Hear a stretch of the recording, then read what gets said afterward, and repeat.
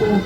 அதனால இளைஞர்கள், மாணவர்கள், நாளைய எதிர்காலமா இருக்கிறவங்க இந்த போதைப் பொருட்களுக்கு அடிமையாகாம, இந்த போதைப் பொருட்களை பயன்படுத்தாம நம்முடைய வாழ்க்கையை நம்ம எப்படி மேம்படுத்த போறோம் அப்படின்ற ஒரு மனதுரையும் அப்படிங்கிற லட்சியத்திலும் நம்முடைய தமிழக அரசும் சரி, தமிழ்நாடு காவல்துறையும் சரி, இப்போதைக்கு போதைப் பொருட்கள்ல narcotic drugs and psychotropic substances அப்படின்னு சொல்லப்படுற கஞ்சா உட்பட்ட போதைப் பொருட்களுக்கு எதிரான வழக்குகள்ல மிக கடுமையான நடவடிக்கை எடுக்கிறோம்.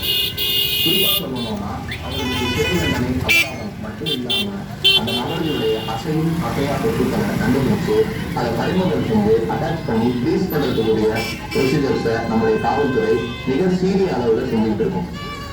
குறிப்பா நம்முடைய தென் மண்டலத்துல இந்த டிரைவ் ரொம்ப இன்டென்ஸா நடந்துட்டு இருக்கு. நம்முடைய போதைப் பொருட்களுக்கு மாணவர்களும் சரி, இளைஞர்களும் சரி அடிமையாகிறத தடுக்கிறதுக்கு ரொம்ப சீரிய அளவுல ரொம்ப கடுமையான நடவடிக்கைகளை தமிழக காவல்துறை எடுத்துட்டு வருது.